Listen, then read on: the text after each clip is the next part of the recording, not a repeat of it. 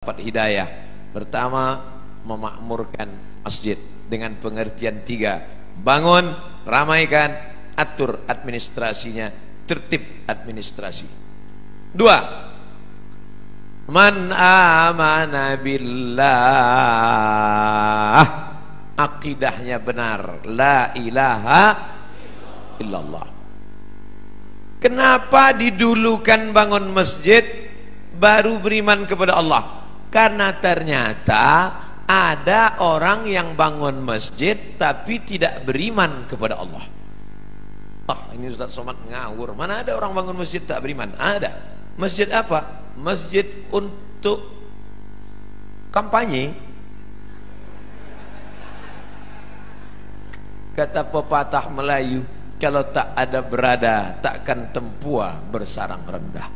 Burung tempua sarangnya di atas pokok kelapa, tapi kalau sudah padi menguning, dia akan turun ke bawah. Dan itu terjadi di zaman sekarang. Padi menguning itu berapa lama? 5 tahun sekali. Musim-musim kampanye. Orang mulai nyumbang untuk masjid, masuk ke masjid, pakai sorban, pakai peci, pakai koko, pakai sarung, tapi tak sunat. Dan banyak orang terkecoh, disangka ustadz, rupanya KW. Masjid dibangunnya. Ustadz tahu dari mana? Masuk SMA, SMS, WhatsApp, datang nanya, Ustadz, apa hukumnya si fulan bangun masjid, nyumbang untuk masjid? Saya bilang jangan ambil, karena pasti ada udang di balik pempek. Ada niat di balik itu semua. Ada tujuan terselubung, ada kepentingan. Maka jangan. Datang dia ngasih duit, ambil duitnya, jangan coblos orangnya. Setuju? Ambil duitnya, serahkan ke fakir miskin, anak yatim. Setuju? Tak sama bunyinya macam yang pertama tadi. Makanya prinsip dalam Islam, man amana billah la ilaha illallah. Saya yakin semua yang datang subuh ini tidak ada tujuan lain, langkah kaki dari rumah, bismillahi tawakkaltu 'alallah la haula wala quwata illa billah. Salat, usolli fardhu subhi rak'ataini adaan ma'muman lillahi ta'ala. Puasa, nawaitu shauma ghadin an ada'i fardhi syahri ramadhan hadhihi sanati lillahi ta'ala. Haji, labbaik Allahumma labbaik, labbaik la syarika laka labbaik. Ketika engkau persekutukan, kau duakan Allah dengan yang lain, hilang amalmu. Lain asyrakta, kalau kau syirikkan Allah, kau duakan Allah, kau persekutukan Allah, la yahbatanna amaluka, gugur amalmu. Maka ciri orang yang mendapat hidayah yang kedua, man amana billah, jangan rusak tauhid, akidah kepada Allah. Ini kadang anak-anak lajang ini gara-gara lama dapat jodoh, rusak tauhidnya. Iyyaka na'budu wa duku nasta'in. Nyembahnya tetap sama Allah, mintanya ke dukun. Kata dukun, kalau kau mau cepat dapat jodoh, ambil 7 bunga. Bunga melati, bunga mawar, bunga ros, bunga kantil, bunga tai ayam. Nanti di blender. Nah, udah di blender, nah, kau minumlah. Setelah minum nanti bangkit aura merah. Begitu diminum, merah muka. Rupanya radiasi.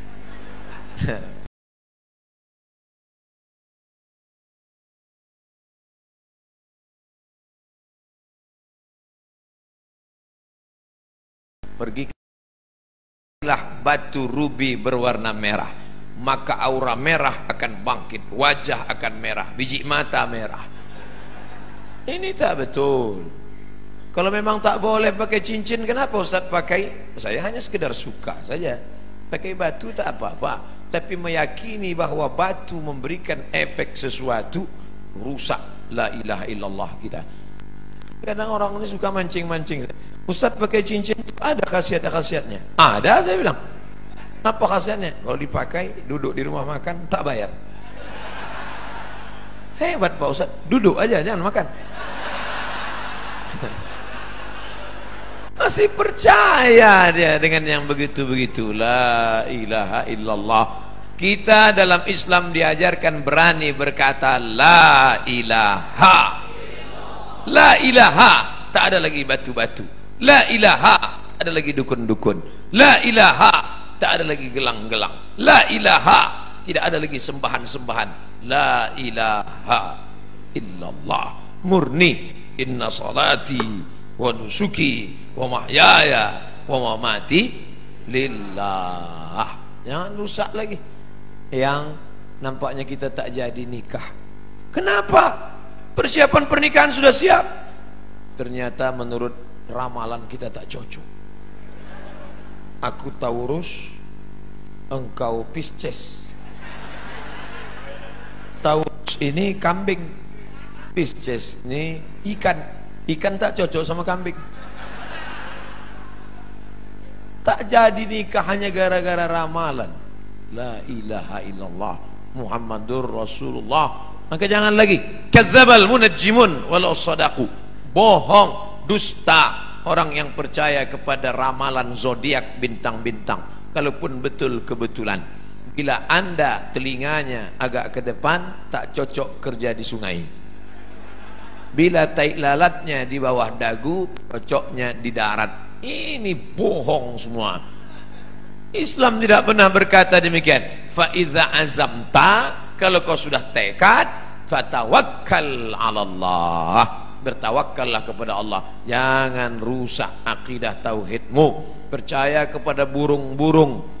La tiarata, tak boleh. Dulu orang kafir musyrik, kalau dia mau bisnis, dilemparnya burung di atas pohon kayu. Lempar. Kalau burung itu terbang ke arah negeri Syam, berarti sial. Syukmu, Syam, sial. Kalau pergi ke arah Yaman, Yamin, beruntung, lempar. Ke arah Yaman, ayo lanjutkan. Kalau ke arah Syam, berarti sial. Kalau mau bisnis, diambil anak panah 3 biji. Anak panah disimpan dalam Ka'bah, digoncang. Pergi atau tak pergi? Ambil anak panah. Pergi, ya pergi. Tidak pergi, jangan pergi. Kosong, anda belum beruntung, goncang sekali lagi. Ini dibatalkan dalam Islam. Maka dalam Islam diharamkan innamal ghamru wal maisiru wal ansabu wal azlamu khamar. Namal ghamru wal maisir, judi, wal ansabu, menjembelih binatang untuk berhala, wal azlam, mengundi nasib, rijsun, najis, min amalis syaitan, perbuatan setan, fajtanibuh, jauhi. Ciri orang yang mendapat hidayah, dia berserah diri hanya kepada Allah, tapi tetap ada usaha. Jangan tidak ada usaha.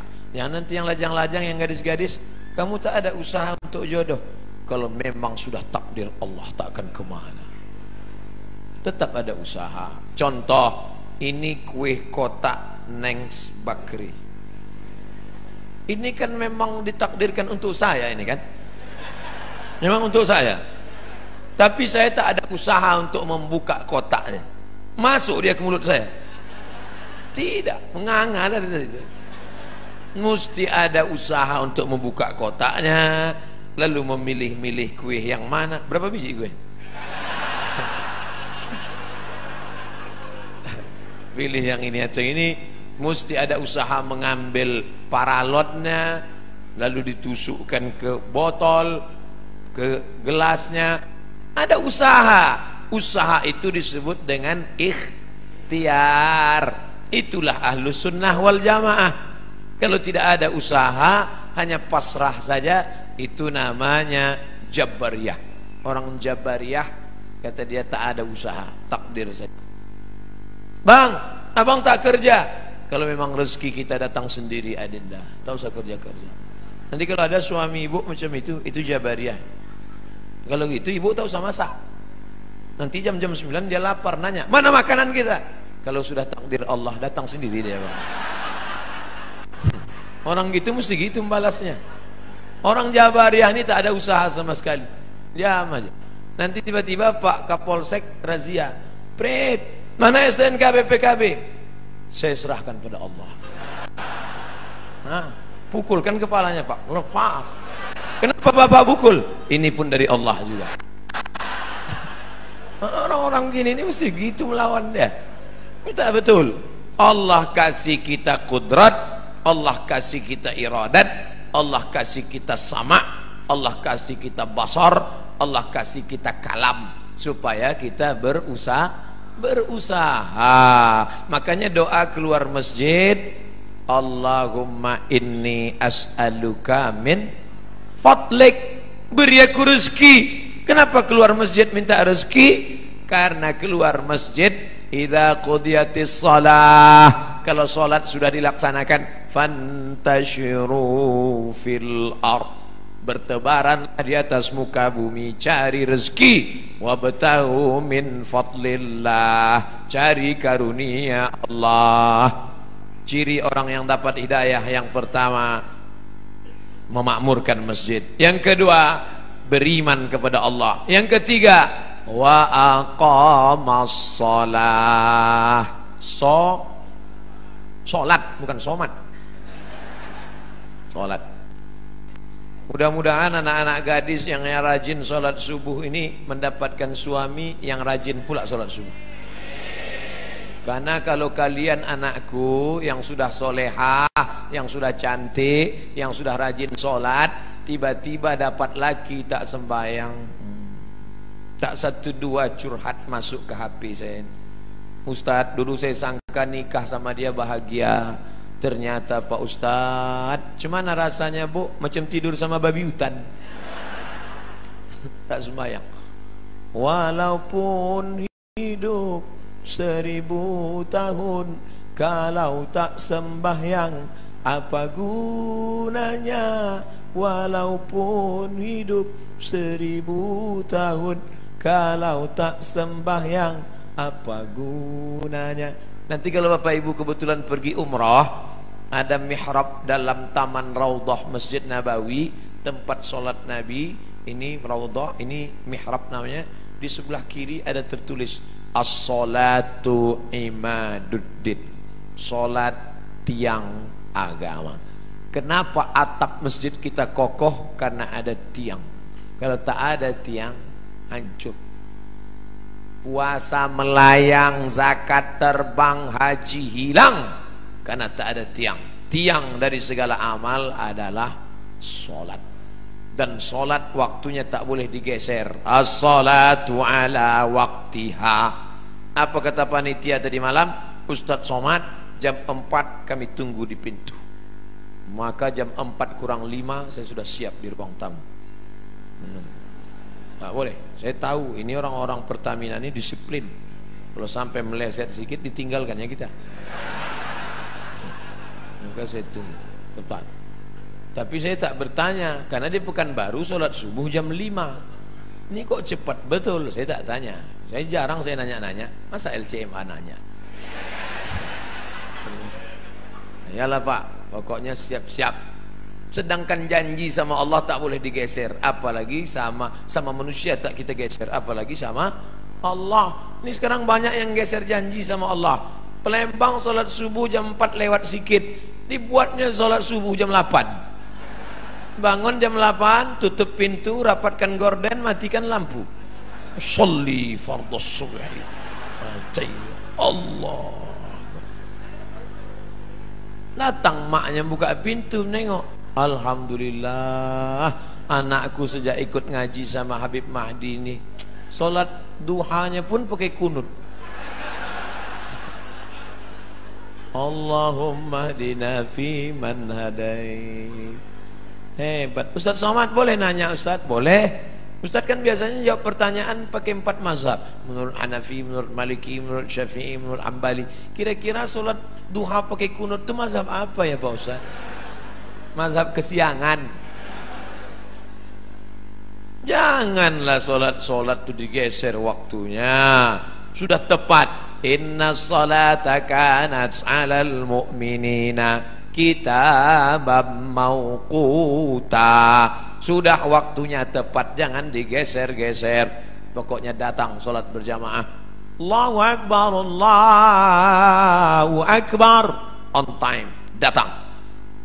Sab'atun yuzilluhumullah.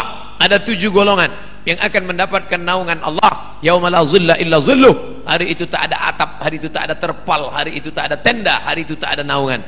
Tapi dia mendapatkan naungan di padang mahsyar. Siapa dia? Rajulun qalbuhu mu'allaqun fil masajid. Anak-anak muda yang hatinya tergantung di masjid. Mudah-mudahan anak-anak muda di Pertamina inilah, insyaallah. Kenapa Ustaz sebut anak muda? Kenapa tidak orang tua? Kalau orang tua ke masjid memang udah wajar. Kapan lagi? Udah diintai-intai malaikat maut. Tapi anak muda yang mestinya subuh ini molor tidur, tapi datang berjamaah. Padahal tadi malam sudah tablik akbar, subuh tetap on time datang. Inilah anak muda yang dikatakan Allah dalam Al-Quran, innahum fityatun amanu bi rabbihim wazidnahum huda. Mereka sekelompok anak muda yang beriman kepada Allah, ditambah Allah hidayah mereka. Mereka adalah ashabul kahfi. Oh, kalau gitu kami komunitas anak muda ini buat kelompok lah Pak Ustaz. Ya, apa nama kelompoknya? Kelompok komunitas anak muda ashabul kahfi. Apa programnya? Tidur aja. Mereka ditidurkan Allah karena dikejar oleh raja yang zalim, sampai akhirnya mereka tiba-tiba terbangun. Wal yatalattaf wala yush'iranna bikum ahada. Hai anak muda yang bangun, tolong kau pergi ke pasar beli makanan, tapi jangan gerasak gerusuk, tenang-tenang supaya orang tak tahu. Diam-diam mereka beli makanan, penjual makanan mengambil duit, begitu orang ditengok, rupanya duit itu sudah expired, tak laku. Kenapa? Salah sami'ati wasdadu tis'a. Mereka tertidur di dalam gua 309 tahun. Bayangkan ada anak muda datang ke Palembang mau beli makanan, beli tekwan, tiba-tiba ditengok duitnya tahun 1700, zaman Syekh Abdul Somad Al-Falembani. Mentang-mentang nama sama itu yang disebut. Bayangkan apa yang terjadi saat itu. Ini ada anak muda. Rupanya zaman itu sudah berganti seorang raja yang soleh. Raja yang soleh mengunjungi mereka ke dalam gua, ditengok anak-anak muda terkapar, tertidur. Tak lama setelah itu mereka pun meninggal dunia. Allah hanya ingin menceritakan. Tapi ada pula di situ seekor anjing. Ini sungguh berita tidak penting. Untuk apa Allah cerita ada anjing bersama anak-anak muda itu? Ternyata Allah mau ceritakan, walaupun seekor anjing kalau berkhidmah untuk orang soleh, tetap juga disebutkan Allah dalam Al-Quran. Anjing najis kotor, tapi berkhidmah untuk ashabul kahfi, diceritakan Allah dalam Al-Quran. Tapi jangan gara-gara ini habis pengajian ini sebuah membeli anjing. Cerita itu tentang Bani Israel dan cerita tentang memelihara anjing sudah mansuh, tidak ada dalam syariat Nabi Muhammad sallallahu alaihi wasallam. Artinya bapak ibu yang di rumahnya ada anjing, lepaskanlah yang lagi melihara anjing. Siapa yang memelihara anjing, amalnya satu hari dikurangi sebesar Bukit Uhud. Bukit Uhud itu panjangnya 7 km.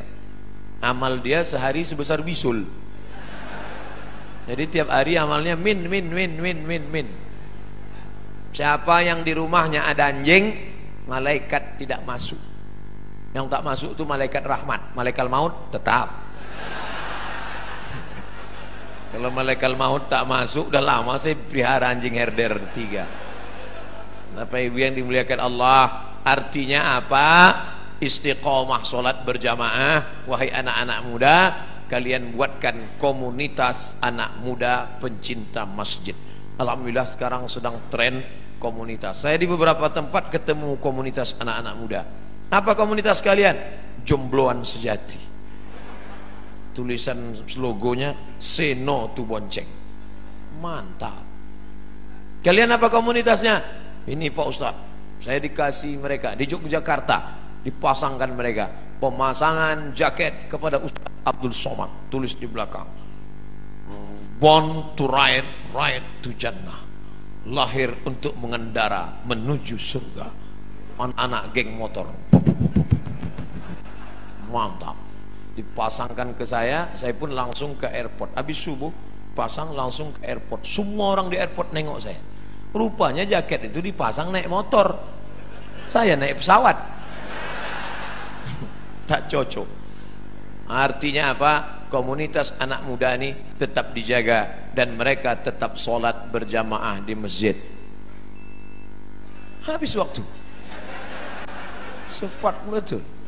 Saudara yang dimuliakan Allah Subhanahu wa taala, memakmurkan masjid sudah, beriman hanya kepada Allah sudah, menegakkan salat sudah. Masuk yang keempat, wa ataz zakah, berzakat.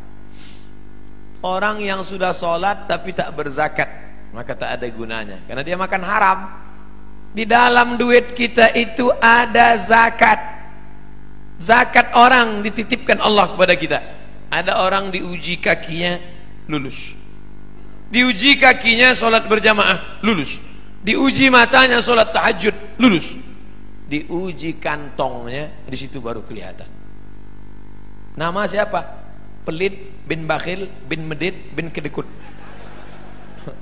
Ini orang na'udzubillah. Oleh sebab itu maka keluarkanlah zakat. Bapak sudah bayar zakat? Tiap tahun saya bayar zakat, Pak Ustaz. Berapa? 2,5 kilo. Itu zakat fitrah. Zakat pendapatan 2,5%, 85 gram emas murni. Berapa itu sekarang Pak Ustaz? 85 gram kali 500.000 1 gram, 42.500.000. Siapa yang mempunyai pendapatan 42.500.000 sudah kena zakat 2,5%. Kalau profesi kami sebagai pegawai Pertamina ini gimana Pak Ustaz? 42.500.000 setahun, bagilah 12 bulan. 12 bulannya berapa itu? 42.500.000 bagi 12, 3,6. Jadi yang berpendapatan 3,6 juta, 3.600.000 itu udah kena menurut Basnas, amil zakat nasional yang sudah disepakati ijma' antara ulama-ulama Basnas se-Indonesia, 3,6. Saya tidak sebut gaji, karena ada orang gajinya 2 juta, pendapatannya 20 juta. Ada uang tunjang, uang sipak, uang sundul, uang sikut, duit-duit apa. Jadi di total semua, total. Pak Ustadz, saya satu bulan dapat 5 juta. Mudah cara ngitungnya, 1.025.000.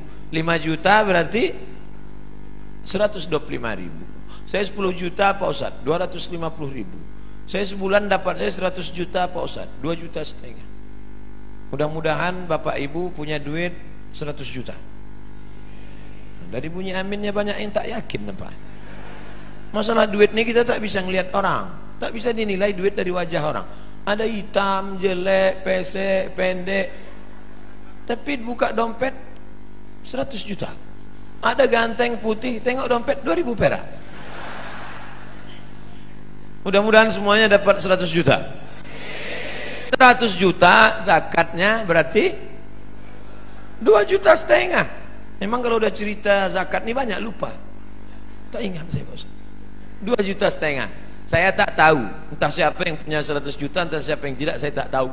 Dan Bapak petugas Basma, Badan Amil Zakat Pertamina, itu tidak tahu siapa yang punya duit. Tapi ada dia yang tahu, la ta'khuzuhu sinatun. Dia tak mengantuk, tak tidak tidur. Tak mau berzakat, simpan. Tak ada angin, tak ada hujan, tiba-tiba lutut sakit. Dibawa ke tempat kusuk, makin sakit. Dicucuk pakai jarum-jarum itu akupunktur, sakit. Tak mempan jarum, cucuk paku payung, makin sakit. Akhirnya dibawalah ke Singapura. Sampai di Singapura datanglah dokter Cina membawa martil kecil aja, dipukulnya lutut. Ayah, lapuklah lama pakai. Rupanya tempurung kelapa yang di lutut nih lapuk. Jadi gimana dok? Tenang, kita sudah import lutut dari Tiongkok. Berapa harganya? Sebelah kanan 40, sebelah kiri 40, ongkos pasang 20, pas 100. Itu namanya duit hantu dimakan setan. Silakanlah. Yang tak mau bayar zakat tak apa-apa, silakan. Tapi awas. Gimana? Udah ada terasa? Nah, kalau udah ada bayar.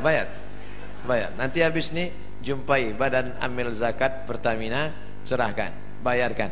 Ustadz, bagusnya saya bayar, saya dapat sebulan 4 juta Pak Ustadz. 25.000 berarti 100. Apakah bagus saya bayar tiap bulan 100 atau saya tunggu setahun 1.200.000 tiap bulan? Tiap bulan serahkan. Kan sama aja. Sebulan 100, setahun 1.200.000, kan sama. Duitnya sama, setannya tak sama. Kalau 100.000 ringan, kalau sudah terkumpul 1.200.000, allazi waswisu fi sudurin nas, yang berbisik itu siapa? Minal jin. Nah, kalau jin yang berbisik, senang, kita baca ayat kursi selesai. Ini yang berbisik ini nas, sekantor sama kita, sama-sama orang Pertamina juga. Mau kemana bro? Mau bayar zakat ke Basma. Berapa? 1.200.000. HP baru 1.100.000. Kita bacakan ayat kursi, hafal pula dia dari kita lagi. Nanti kalau ada kawan begini, bacakan juga ayat kursi, membuskan dia. Allah qayyum la ta'udhu sunat wa la nawm. Oleh sebab itu bayar zakat. Yang paling tinggi zakat. Di bawah zakat infak. Di bawah infak sedekah. Apa beda infak sama sedekah Ustaz? Infak materi. Wa anfiqu min thayyibati ma kasabtum. Berikanlah hasil usahamu. Infak itu materi. Kalau sedekah non materi. Makanya dalam hadis dikatakan tabassumika fi wajhi akhika sedekah. Senyummu ke wajah saudaramu sedekah. Allah Maha Adil. Kalian yang bisa ngasih sedekah duit, sedekah. Kalian yang bisa ngasih infak duit, infak. Infak kipas angin, infak AC, infak lampu. Tapi yang tak bisa ngasih infak, sedekah. Artinya apa? Kau yang berduit kasihlah duit. Yang tak bisa ngasih duit senyum aja. Misal jumpa orang, udahlah duit tidak, senyum tidak. Asal jumpa muka macam jeruk purut dipijak gajah. Oleh sebab itu bagi, makanya yang paling tepat untuk kotak masjid itu adalah kotak infak. Jangan buat kotak sedekah, kotak infak biar dia ngasih duit. Kalau kotak sedekah, itulah senyum aja deh.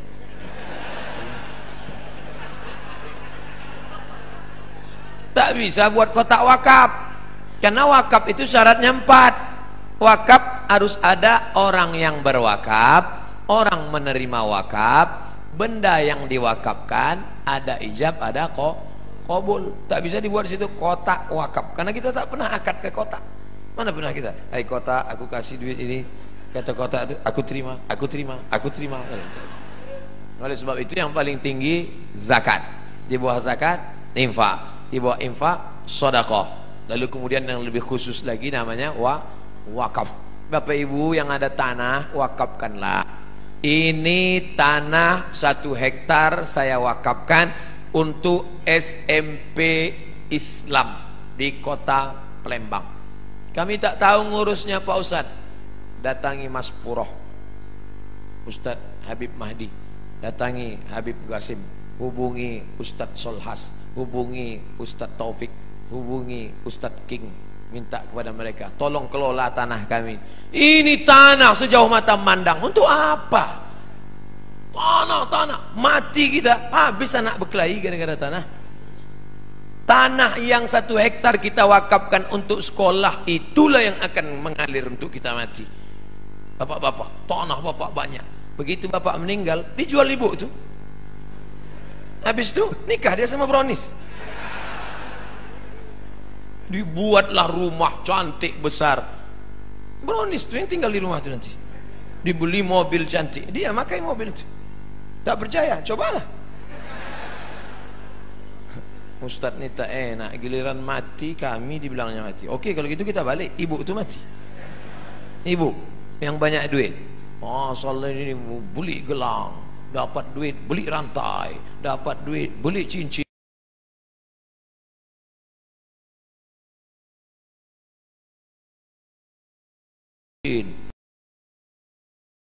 Untuk apa? Bini muda dia lah. Saya bukan maksa sedekah ni, enggak. Nah, kalian laki-laki yang tak mau bersedekah, simpan aja duit itu, simpanlah. Diambil laki mereka nanti. Kalian ibu-ibu yang tak mau bersedekah, silakan diambil mereka untuk modal kawin lagi. Yang kalian sedekahkan, itulah yang akan mengalir menjadi amal jariyah.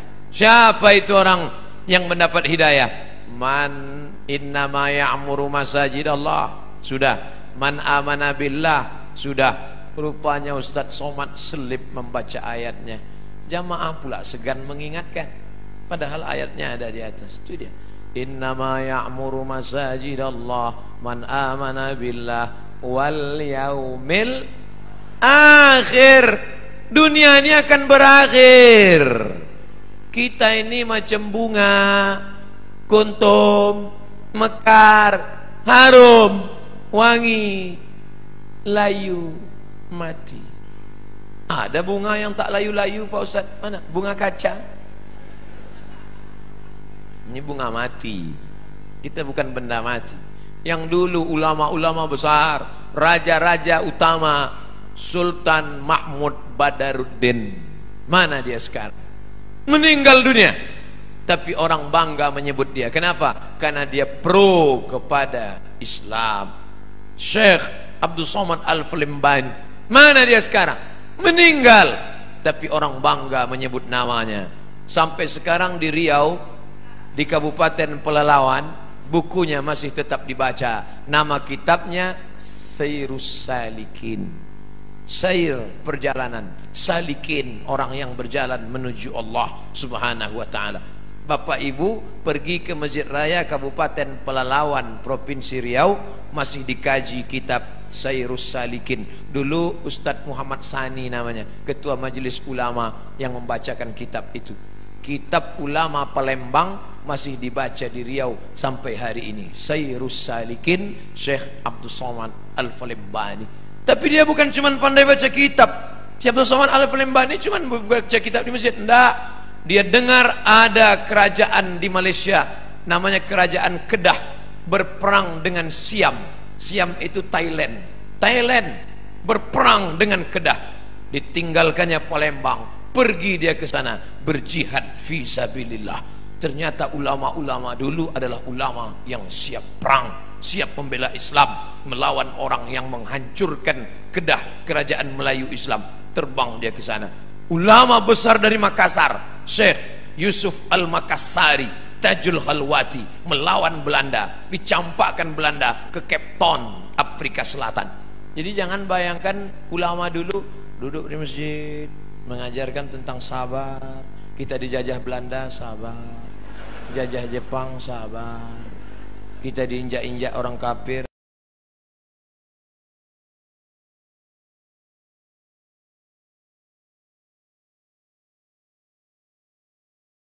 dikatakan radikal, dikatakan keras, dikatakan teroris. Ini orang tidak mengerti sejarah. Di Ponegoro, Sultan Badaruddin, Mahmud Badaruddin, Sultan Sarip Kasim, Sultan Nuku dari Tidore, itu dulu adalah penjahat-penjahat di mata Belanda. Siapa yang memperjuangkan Islam pasti akan punya musuh-musuh. Betul? Yang tak punya musuh adalah orang munafik yang kemana-mana merasa berteman. Jumpa Abu Lahab, teman. Wa idza khalau ila syayatinihim, kalau mereka berjumpa dengan setan-setan mereka, qalu, mereka berkata, inna ma'akum, kami dengan geng kalian setan. Kalau jumpa dengan orang beriman, kami dengan kalian. Jumpa dengan setan, kami dengan kalian. Bermuka dua, muzabzabina baina dzalik, la ilaha ula wa la ilaha ula. Tidak kemari, tidak ke sini. Ini Ustaz Somad, ini Ustaz keras. Dah, saya suara aja yang keras, hati lembut. Saudara yang dimuliakan Allah Subhanahu wa taala, siapa itu orang yang dapat hidayah? Allah memakmurkan masjid. Man amana billah, la ilaha illallah, tauhidnya bagus, wal yaumil akhir, percaya kepada dunia akan berakhir, kita akan mati, tinggal semua ini semua yang akan dibawa iman dan amal soleh. Wa aqamas shalah, rajin istiqomah salat. Wa ataz zakah, membayar zakat. Yang terakhir, yang keenam, walam yakhsha illallah, takutnya sudah hilang, tak lagi ada takut dalam hatinya, karena takutnya sudah habis hanya kepada Allah. Orang yang korupsi, kalau ditanya lagi, Bapak korupsi itu kenapa? Takut nanti pensiun tak punya rumah, tak punya mobil, tak punya kebun sawit, tak punya kebun karet, tak punya kos-kosan, takut anak tak bisa kuliah, takut dunia membuatkan orang menghalalkan yang diharamkan Allah. Makanya ditulis di sini besar-besar, walam yakhsha illallah. Itu dia, walam yakhsha illallah. Sengaja pas di atas saya ini dibuat, walam yakhsha illallah. Oh, jadi itu tulisannya Pak Ustaz. Itulah tulisannya. Kami sangka semen-semen aja nih Pak Ustaz. Sengaja ini kaligrafi yang dipilih supaya apa? Supaya semua orang Pertamina di sini tahu bahwa dia mengukur dirinya. Aku ini termasuk orang yang sudah dapat hidayah atau tidak. Alhamdulillah Ustaz. Setelah Ustaz jelaskan 6 sifat ini ada dalam diri kami. Alhamdulillah. Satu pun tak ada, na'udzubillah. Baru ada 3, tambah lagi. Kami tak berdaya. La haula wala quwata illa billah. Jangan takut menghadapi hidup. Walam yakhsha illallah. Makanya ibu-ibu itu paling kuat dia. Meninggal suaminya, anaknya ada 3, tak ada dia takut. Tak menangis dia waktu suaminya meninggal. Ibu tak nangis, tak takut masa depan. Tidak Pak Ustaz. Kenapa? Banyak harta warisannya. Tak nangis ibu? Tidak. Kenapa tak nangis? Sudah lama aku tunggu. Bapak ibu yang dimuliakan Allah, siapa yang tak ada rasa takut dalam hati? Kita tetap takut. Yang membuang takut itu Allah. Ala inna awliya Allah. Kalau sudah kalian dekatkan diri kepada Allah, bagaimana sifat orang itu?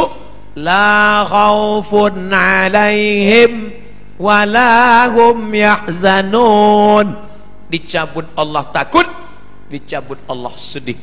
Itulah yang merusak hati orang modern. Takut, sedih, penyakit stres, depresi, jantung koroner, diabetes meletus, asam urat naik gara-gara terlampau takut, sedih. Apa beda takut sama sedih? Sedih terhadap masa lalu, takut terhadap masa depan. Yang kuliah takut tak selesai S1. Yang sudah S1 takut tak kerja. Yang udah kerja takut di PHK. Yang udah kerja takut tak bisa nikah. Yang udah nikah takut tak punya anak. Yang udah punya anak takut tak bisa nikah sekali lagi. Istri pertamanya meninggal, ibu mau marah. Takut terhadap masa depan. Maka menghilangkan takut itu dengan apa? Falyabudu rabb hadzal bait. Banyak-banyak engkau beribadah di rumah Allah ini. Kalau engkau banyak beribadah, Allah janjikan 2. Apa dia? At'amahum min ju'. Kalau kau lapar dikasihnya makan. Wa amanahum min khauf. Kalau kau takut dikasihnya aman. Ibu-ibu yang merasa takut banyak-banyak beribadah. Kalau kau lapar dikasihnya makan. Saya enggak percaya Pak Ustaz. Saya lapar, udah beribadah, kenapa tak ada? Tengok, langsung dapat kue kotak. Dan kabar gembira, setelah ini akan ada sarapan bersama di rumah masing-masing. Panitia udah cemas sudah tadi. Ini gawat Ustaz. Kaji kita kan tentang takut. Jangan takut. Insya Allah saya tak salah cakap. Jadi kalau ada terasa takut adik-adik, nanti KKN tiba-tiba ditempatkan di suatu desa, disuruh ngasih kata sambutan takut menggeletar. Assalamualaikum. Apa kalian takut? Yang kuhadapi ini manusia. Aku manusia. Pak Kades, Pak Kapolsek, Pak Dandim, Pak Dan Ramil, Pak Kapolda, Pak Kapolri, ini semua manusia. Sampaikan, manusia yang kuhadapi, sama-sama manusia. Bismillahirrahmanirrahim. La haula, hilangkan takut. Tapi dalam hati aja, jangan pula dicakapkan ke depan mereka. Hai kades-kades, kalian manusia semua. Aku mau, jangan lagi itu. Cukup dalam hati kita saja. Jangan angkuh, jangan sombong. Takut, ngeri, cemas, di mana letaknya? Di jantung. Ala fil jasadi mudghah, ketahuilah di dalam dirimu itu ada segumpal. Idza salahat salahal jasadu kulluh. Kalau di jantung itu baik, yang lain ikut baik. Kalau sudah jantung bermasalah, maka yang lain ikut bermasalah. Makanya Bapak Ibu dengar kabar Syanu meninggal mendadak kemarin. Kenapa? Sakit jantung. Pernah tak dengar Syanu meninggal kenapa? Kena kurap jantung. Maka jantung itu mesti dinormalkan. Dengan cara apa? Ala bidzikrillahi tatmainnul qulub. Banyak-banyak berzikir mengingat Allah, maka jantung akan normal. Kalau terasa jantung tak normal, letaknya di dada sebelah kiri. Coba raba pegang. Yang dipegang dada kita, jangan dada kawan. Normalnya. Orang yang tak normal tuh banyak-banyak zikir. La ilaha illallah, la ilaha illallah. Maka goyang kepalanya itu ke kiri. La ilaha illallah. Ke sini. La ilaha illallah, la ilaha. Ini banyak orang yang zikir goyang kepala. Tanya, kau kenapa goyang? Entah, tengok orang goyang, aku goyang pula. La ilaha illallah. Allah, Allah, Allah, Allah, Allah, Allah, Allah, Allah, Allah, Allah, Allah, Allah, Allah, sampai mati. Karena nanti yang terakhir keluar dari mulut kita, la ilaha illallah. Habis. Itulah sifat 6. Jangan lupa subscribe, like, and share.